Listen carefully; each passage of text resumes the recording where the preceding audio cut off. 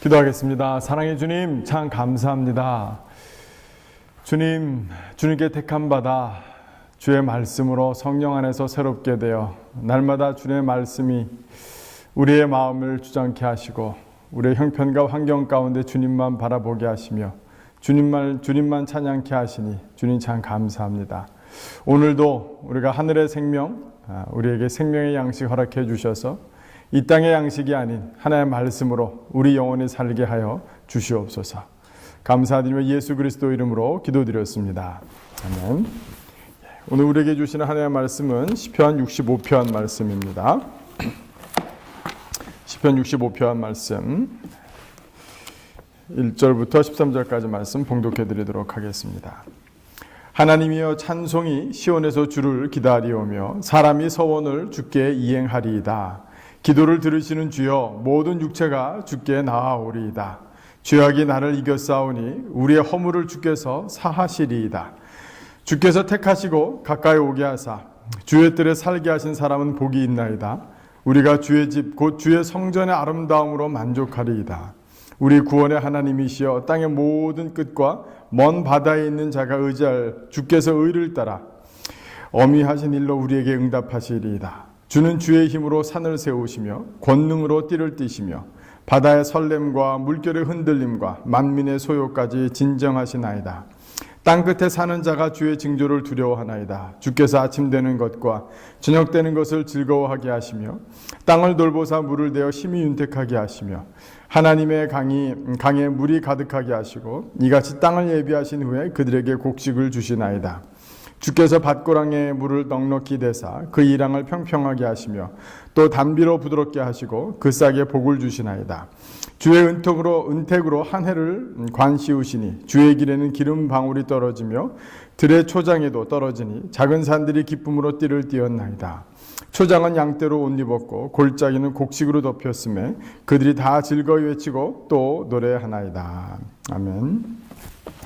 네, 오늘 말씀을 보면 다윗이 참 재미있는 표현을 쓰죠. 하나님이여 찬송이 시온에서 주를 기다리오며 이 말씀은 하나님을 알게 되고 하나님을 경험한 자들, 하나님의 은택을 입은 자들, 하나님을 찬송하지 않을 수 없습니다 라는 아마 그런 표현일 것입니다. 거기에 대한 시적인 표현이죠.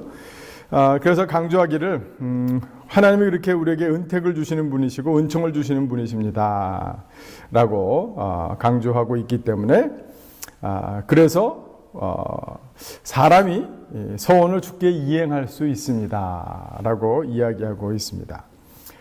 우리가 마치 하나님 앞에 다 아는 것 같고 제대로 살 수 있는 것 같고 하나님께 무언가 해드릴 수 있을 것 같고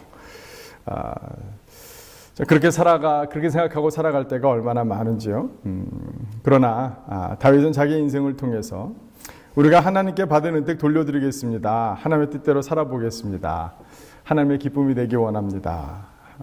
또 주님께 이런 것 저런 것 해드리고 싶습니다. 라고 우리가 고백하고 소원하지만 그것을 이행하게 하시는 것, 그것을 이행케 하는 것, 그것은 하나님의 은혜와 은총이 아니면 안 됩니다.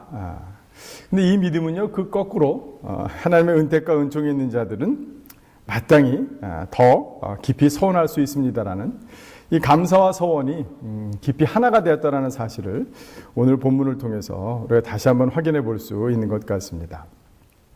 우리가 주님 앞에 소원을 올려드리고 결단함으로 하나님께 나아갈 수 있는 이유, 그것은 무엇이냐면 첫 번째로 2절에 보니까 기도를 들으시는 주여라고 이야기하고 있죠. 네. 주님께서 우리의 기도를 들으시기 때문에 우리는 마땅히 주님 앞에 소원으로 나아갈 수 있습니다.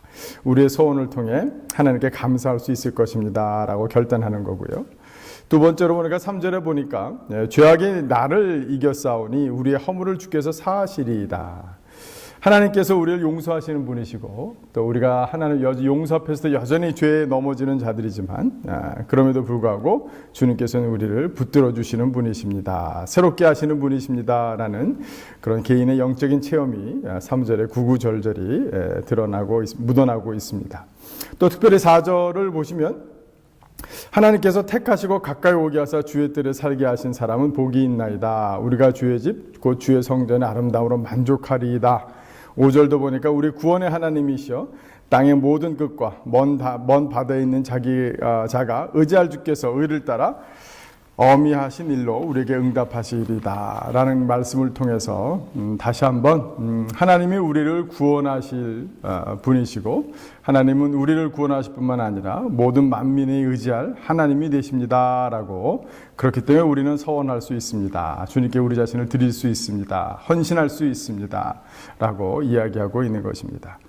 그런데 이렇게 개인적인 하나님의 구원의 또 영적인 체험, 또 우리 일상생활에서 넘어질 때마다 우리를 용서하시고 이렇게 세워주시는 그 은혜와 은총만 놀라운 줄 알았는데, 오늘 이 시편 기자는 이제 개인적으로 하나님을 체험하고 나니까 또 다른 하나님을 알게 되고 만나게 되는 것입니다.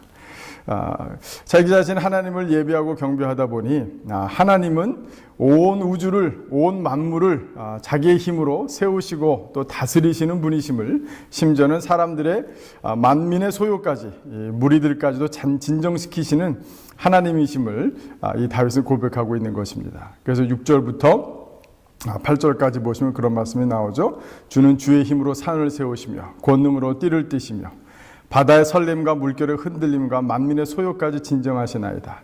땅끝에 사는 자가 주의 징조를 두려워하나이다. 주께서 아침 되는 것과 저녁 되는 것을 즐거워하게 하시며, 하나님께서 온 우주의 만물의 주인 되시고 역사의 주인 되시고 그것을 다스리고 계시며 하나님의 뜻 가운데 붙들고 계시기 때문에 우리는 저녁에 잠을 잘 수 있고 아침에 하나님께서 새롭게 주시는 은혜 앞에 일어설 수 있다는 사실 앞에 그는 눈을 떴던 것입니다.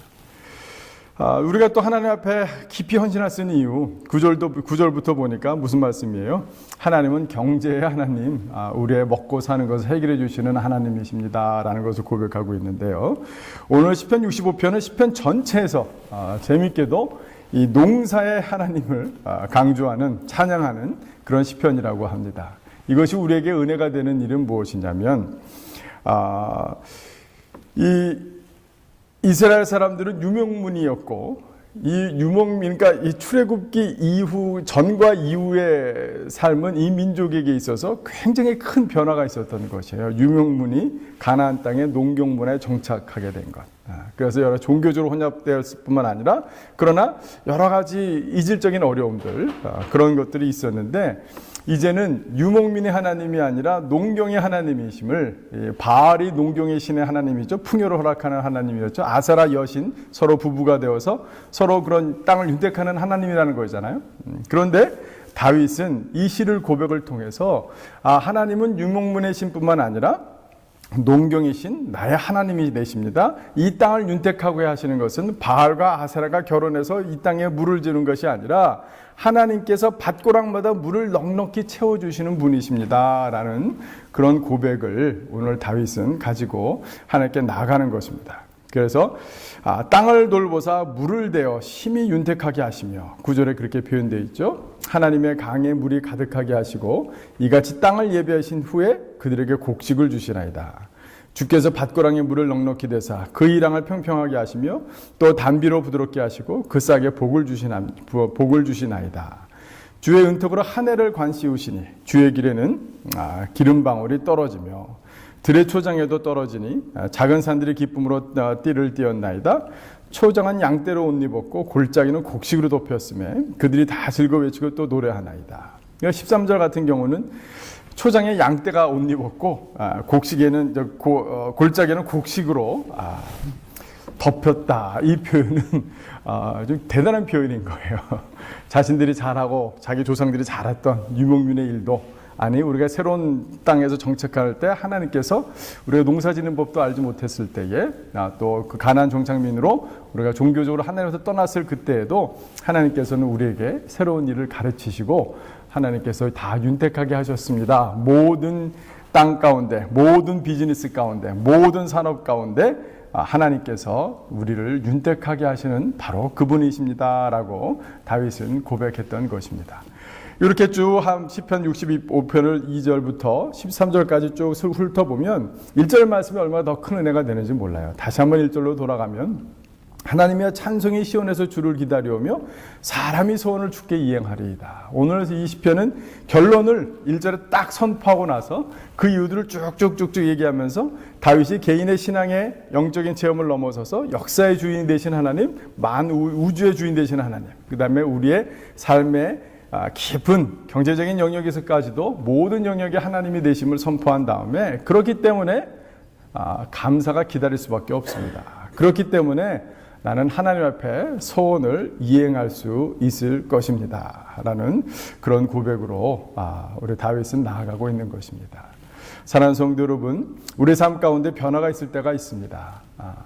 정말 유목민들이 농사를 지어야 되는 그런 어려움 가운데 처할 수도 있습니다.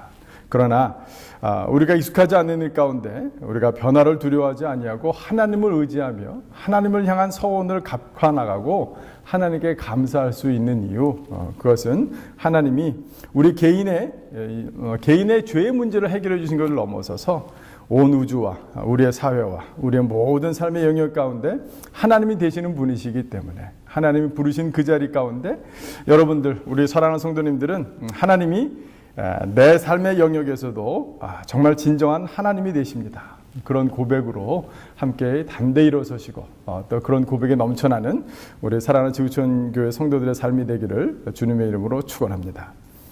기도하겠습니다. 사랑의 주님, 참 감사합니다. 주님, 우리가 주님 앞에 기쁨이 되기 원하고 주님 앞에 삶을 헌신했다고 하고 하나님께 쓰임받기 원한다 하며 하나님께 감사가 되고 하나님께 찬양과 영광이 되고 싶습니다라고 우리 마음 가운데는 간절한 소망과 소원이 있으나 하나님, 우리의 삶에 불어오는 여러 가지 파도와 하나님의 바람 가운데 우리의 헌신은 잃어버리고 우리가 그것을 이행할 수 있을지 늘 염려하며 살아가는 어리석은 자들입니다. 주님, 그러나 다윗이 하나님 그의 삶을 돌이켜보며, 아니 그의 민족을 돌이켜보며 이 땅의 모든 역사를 돌이켜보며 하나님이 정말 진정한 하나님이 되셨다는 사실을 고백할 수 있었던 것처럼 하나님, 우리도 그러한 하나님을 더 깊이 만나고 그 하나님 앞에 감사로만 나아가며 하나님 앞에 헌신으로만 나아가는 저희들 될 수 있도록 도와주십시오. 저희들은 연약한 자들입니다. 하나님, 저희들의 헌신을 주님께서 받으셔서 이행할 수 있도록, 이루어낼 수 있도록 주님께서 저희들과 함께하여 주시옵소서. 감사드리며 예수 그리스도 이름으로 기도드렸습니다. 아멘. 이 시간 우리 함께 기도할 때 오늘 중보기도 제목 제가 읽어드리도록 하겠습니다. 오늘은 그 푸타이족을 위해서 기도하는 날인데요. 라오스에 살고 있는 푸타이족은 미얀마에서 이주한 종족입니다. 특히 북부 라오스 지역은 베트남 전쟁에서 사용되었던 폭탄과 지뢰가 제거되지 않은 채로 여전히 심각한 위험을 초래할 수 있는 상황이고 건강 문제와 영양실조가 퍼져 있습니다. 이곳에서 살고 있는 푸타이족의 생계는 사냥을 하기도 하지만 주로 농사를 지으며 살고 있습니다. 하지만 농사를 짓는 장소를 바꾸는 관행이 있어서 한 곳에 정착해서 마을을 이루고 있지는 않습니다. 그들은 다른 민족들의 영향을 받아 불교를 개종한 모습이지만 실상은 조상을 숭배하면서 애니미즘을 결합시킨 자신들만의 전통적인 형태의 종교를 가지고 있습니다. 푸타이족에게 진리는 섞일 수 없는 한 가지라는 사실을 받아들여지고 성령의 역사로 영육 간의 상처와 질병에 고침받을 수 있도록 기도합시다. 네. 이 시간은 라오스에 있는 푸타이족을 위해서 기도하도록 하겠습니다. 네.